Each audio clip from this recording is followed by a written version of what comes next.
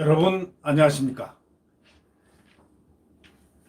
양영태 TV의 양영태입니다. 7월 17일 오늘 제헌절입니다. 제가 방송을 시작한 게 만 1년이 됐습니다.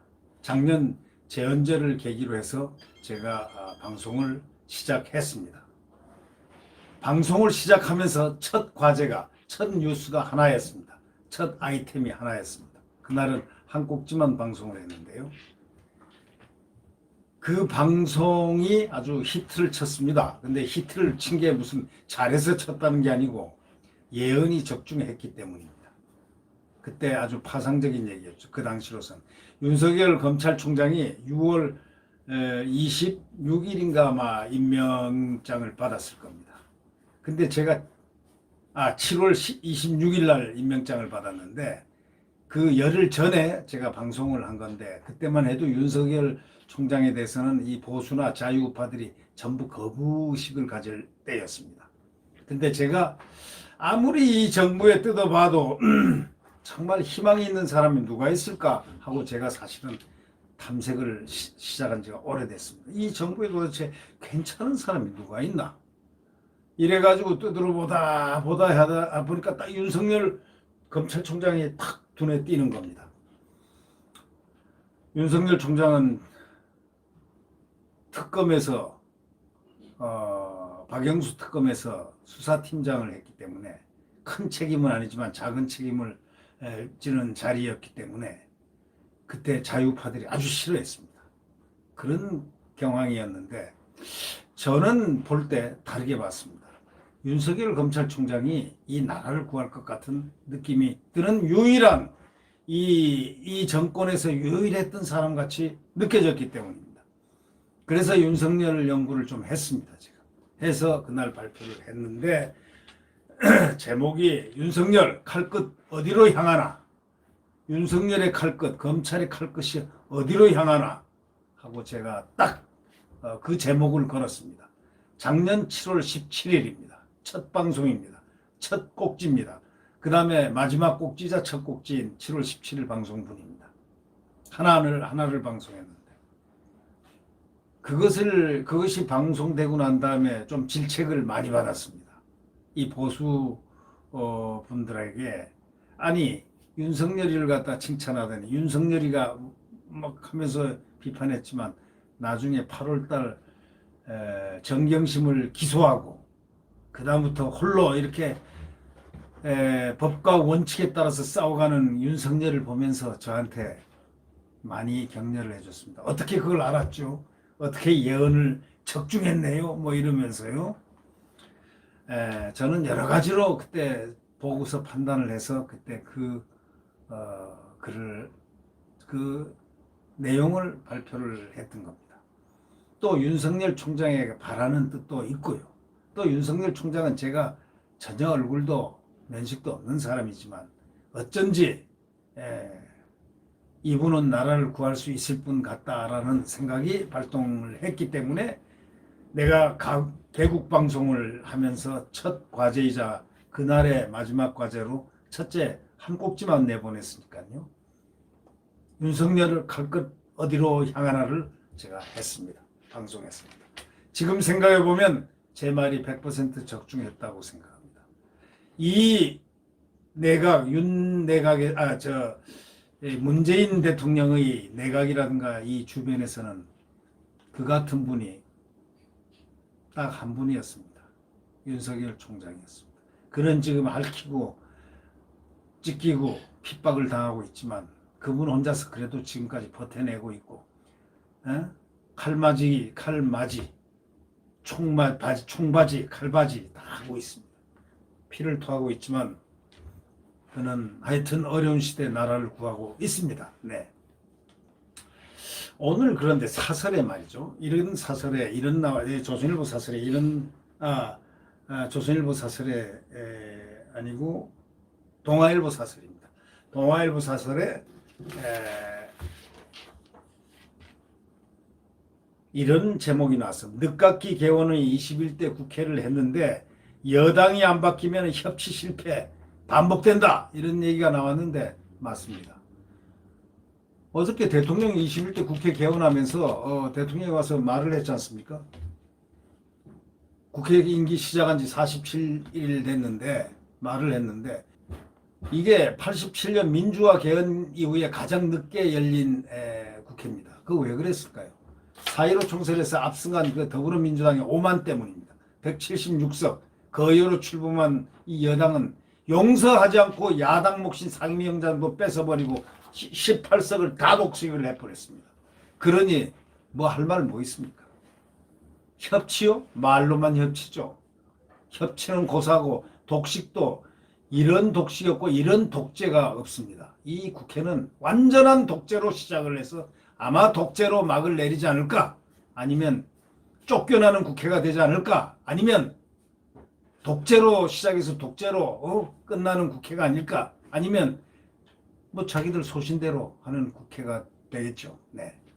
여하튼 이 국회 이런 식으로 출발을 하니까 문재인 대통령이 어제 개원연설에서 이렇게 얘기했죠. 20대 국회의 가장 큰 실패, 벌써 실패를 전제했습니다. 협치 실패였다 이렇게 얘기했습니다. 말 맞습니다. 새로운 협치의 시대를 열어야 한다 이렇게 강조했습니다. 그러나 이 말은 대통령은 말은 맞습니다만은 협치 실패의 주된 원인이 책임이 어디에 있습니까?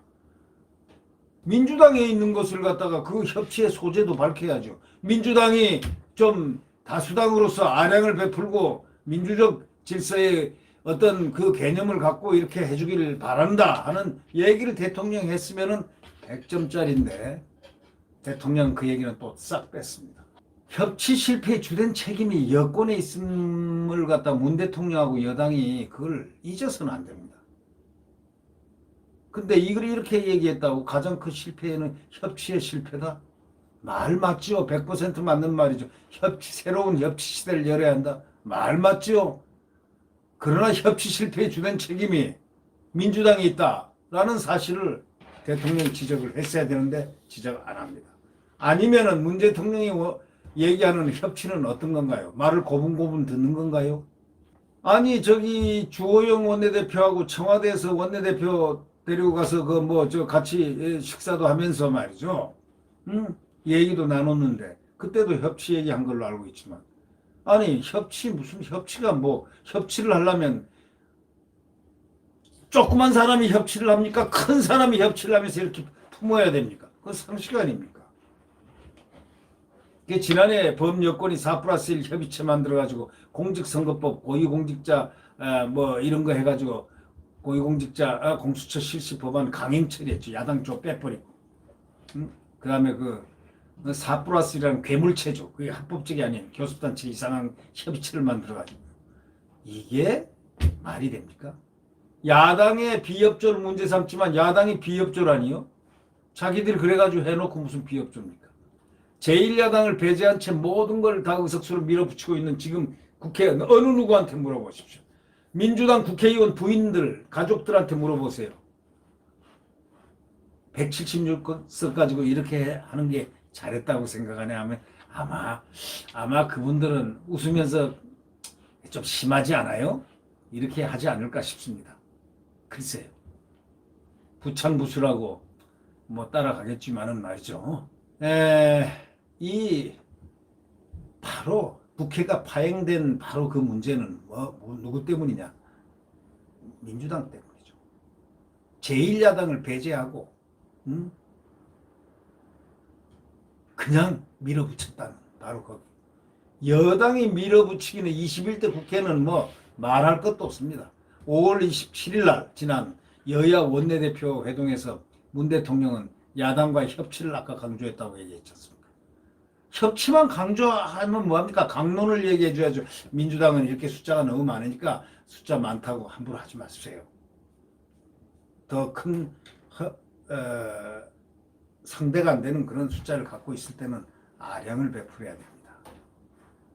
예를 들면 한 10표나 5표나 이렇게 차이가 있다면은 막 싸울 수도 있고 그냥 강행도 하고 이럴 수도 있겠지만 지금 표수가 몇 표입니까? 지금 7, 80표가 차이가 날 때는 이렇게 하세요 하고 대통령이 만약에 얘기를 했었다면 이 대통령은 100점짜리 대통령이 될 수 있습니다. 근데 그걸 전혀 안 했습니다. 그냥 협치하라고 막연하게 강조합니다. 야당과 협치하라고. 야당과의 협치를 강조합니다.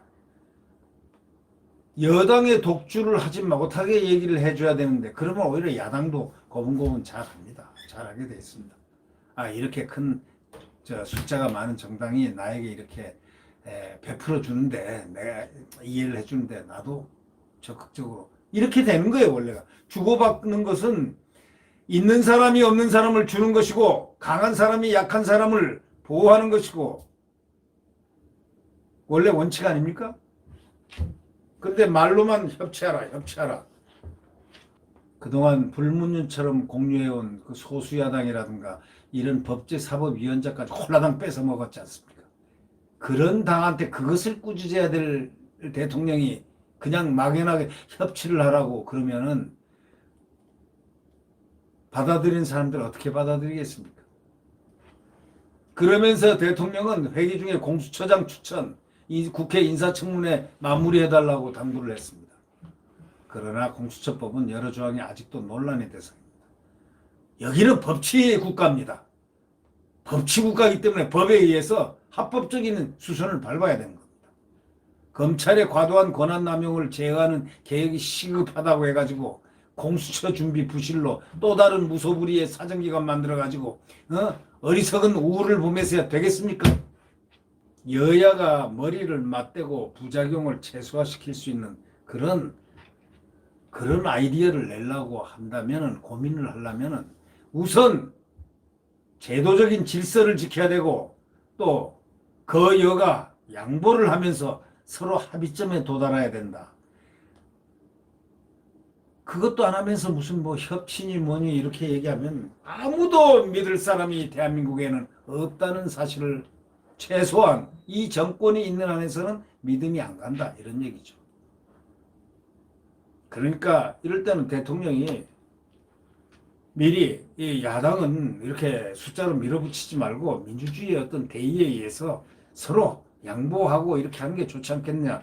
오히려 이 의석이 많은 민주당이 양보를 좀 하면서 이렇게 같이 어떤 함수를 공통함수를 뽑아가는 이런 민주주의의 어떤 원만한 이 민주주의의 그 제도적 장점을 좀 살려주기 바란다. 이런 식으로 얘기를 해야 되는 대통령 그 얘기는 싹 빼버리고 협치가 안 됐다 실패했다 협치를 하라 해놓고 공수처 뭐 이렇게 얘기하면은 신뢰성이 과연 있겠습니까?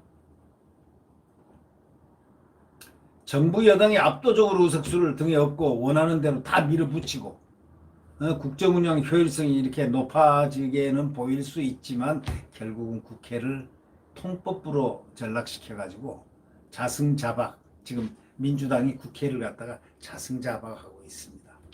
게임이 자승자박 아니 사법부 입법부 각각이 자기의 권위를 세워야 되는데 스스로가 굽혀버리는 이런 현상에서 어저께 보았지 않습니까? 이 사법부 이재명에 대한 판단 사법부 TV 토론에서 거짓말을 해도 된다는 소위 대법원이 돼버렸지 않습니까? 이재명 판결을 했지 않습니까? TV 토론에서는 거짓말을 약간 해도 된다는 그런 대법원의 이상한 판결. 그래? 이재명 판결이 그런 거 아닌가? 지금 언론들은 그렇게 비판을 하고 있습니다. 결국 국회를 통법부로 전락시키는 그런 자승자박. 또 그런 게임을 해서는 안 됩니다. 국회는 스스로 국회다워야 되고 입법부는 입법부다워야 됩니다. 제가 한마디 할까요? 국회가 국회면 국회냐? 국회가 국회다워야 국회지. 이렇게 얘기를 하고 싶습니다. 예? 맞습니까? 네. 구독 버튼과 엄지를 눌러주시면 대단히 감사하겠습니다.